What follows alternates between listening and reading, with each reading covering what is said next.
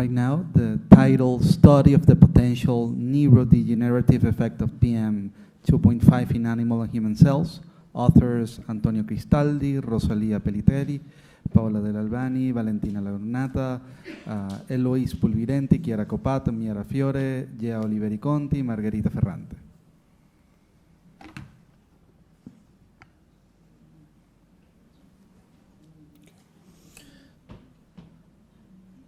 Thanks for the presentation. And today I present the results of a research project where we investigated the possible PM2.5 effect on two cell lines. Briefly, PM2.5 exposure represents a risk factor for public health. Over the years, the release of PM2.5 has increased, and due to the various anthropogenic activities, and it can affect different systems of the body: respiratory, cardiovascular, and neurological. In fact, PM2.5 is able to pass the blood-alveolar barrier and the blood-brain barrier. Several studies highlighted how PM2.5 exposure promotes neuroinflammation processes because through breathing, the particles can reach the nasal epithelial mucosa and transfer to the brain through the olfactory bulb and increase the risk of the onset of neurodegenerative disease. In this study, we use the olfactory and sheathing cells, a group of specialized glial cells, and these cells serve as a scaffold to allow the nerve cells of the olfactory system to continuously regenerate. Olfactory sheathing cells can be used to investigate the relationship between environmental factor and neurodegeneration. And SH-SY5Y cells, a subcloned cell line derived from the neuroblastoma cell line SKNSH, used as a model for neurodegenerative disorders in scientific research. So we evaluated the cell viability of olfactory sheathing cells and SH-SY5Y cells after exposure for 24, 48, and 72 hours. To PM2.5, collected in the metropolitan area of Catania. Subsequently, in the sample that showed the lower cell viability, an evaluation of cellular and mitochondrial damage and apoptotic events was performed after subchronic exposure to 3 different concentrations of PM2.5.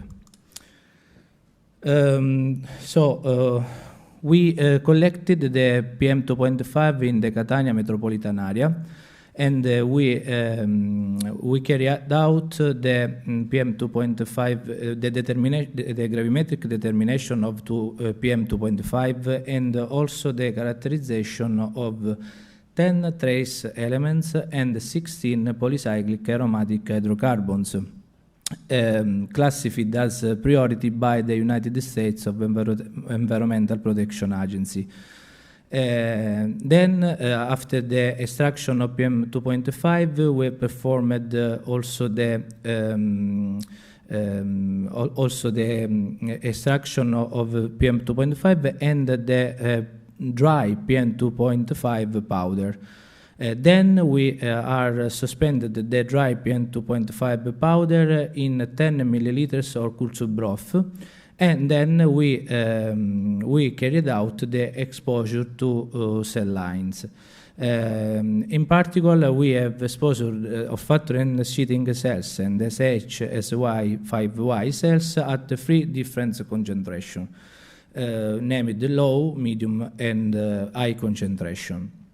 We have performed the cell viability, but also the evaluation of mitochondrial damage and cytoskeletal modification, and we evaluated the apoptotic processes.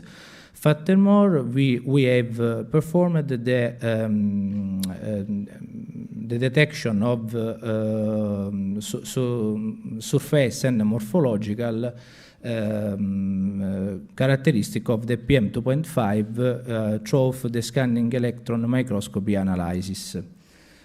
Our results has highlighted that The major concentration of PM2.5 was found during the winter season, and we have an annual mean value of PM2.5 equal to 16.9 microgram per cubic meter. This value is higher than respect than was reported by the WHO guidelines.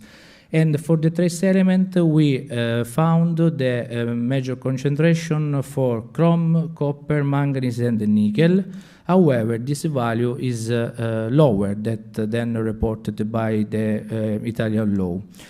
For polycyclic aromatic hydrocarbons, we can see that the higher value was reported for naphthalene, pyrene, and dibenzo H-anthracene. And for the benzo A-pyrene, the value is lower than reported by the Italian law. After the cell exposure, we can see that the effect was reported after exposure to 24, 48, and 72 hours, and in particular when the both cell line were exposed to winter sample that we present the higher concentration of some heavy metal and some polycyclic aromatic hydrocarbons. After 72 hours, we quantified the mitotoxicity and cytotoxicity in both cell lines and measured the intensity levels of the ratio between the signals of the two dye. MitoHealth, the red dye, detects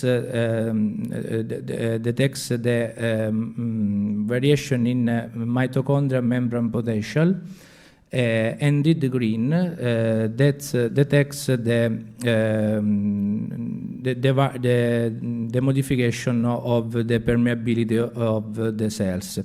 In particular, we can see that when the SHSY5Y cells were exposed to low, medium, and high concentration, the red dye decreases, and this indicates a variation in mitochondrial membrane potential. When the cells were exposed to the free concentration, the green dye increases, and this indicates a major damage in the cells. Excuse me. In particular, we can see that the similar effect was showered also in olfactory sheathing cells when exposed to medium and high concentration of PM2.5. Apoptosis level in both cell lines was assessed by using a tunnel assay, and for the SHSY5 cells, we can see when the cell were exposed to high concentration of PM2.5, the green dye increases, and then we have higher DNA fragmentation and higher apoptotic levels. In the olfactory and sheathing cells, we can see the similar effect but when the cells were exposed to medium and high concentration of PM2.5. To verify cellular apoptotic pathway in both cell lines, we evaluated the caspase-free cleavage through immunocytochemical techniques. We can see that the positivity of caspase-free is very high after exposure to high concentration of PM2.5, and in SHSY5Y cells, we have this effect when the cells were exposed to medium and high concentration of PM2.5. Furthermore, to verify morphological changes in both cell lines, we performed immunostaining using antibody against the vimentin. Vimentin is the component responsible for maintaining cellular integrity, and we can see that in olfactory sheathing cells we have positivity to vimentin when exposure to, in particular, when exposure to high concentration of PM2.5. In SH, SY, 5Y cells, we can see this effect for, for all the concentration, and we observed also the modification of morphological structure of the cells and modification of the size. It's important to highlight that Vimentin positivity has been observed around the neuronal nucleus and dendrites of the brain of Alzheimer's disease patients, and therefore increased expression of Vimentin could represent a key component in the neurodegenerative processes.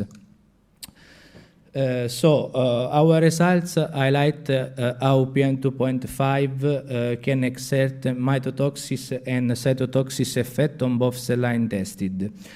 Sample exposed to medium and high concentration, in particular of PM2.5, showed a significant decrease in mitochondrial membrane potential and then mitochondrial damage, increased the cytotoxicity, and also impaired cellular integrity and induction of apoptotic processes.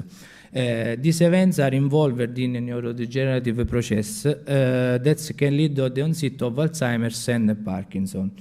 The evidence obtained in this study is an important starting point for carrying out further investigation to clarify the mechanism that cells implement in neurodegenerative processes. Certainly, there must also be a series of political, economic, technological, and scientific intervention to reduce particulate emission so as to protect the environment and the public health. Thanks for the attention. Many thanks. Really many thanks. There are a lot of questions to do for your presentation, but we will make these questions later. Thanks. And now Lorenzo Mangone is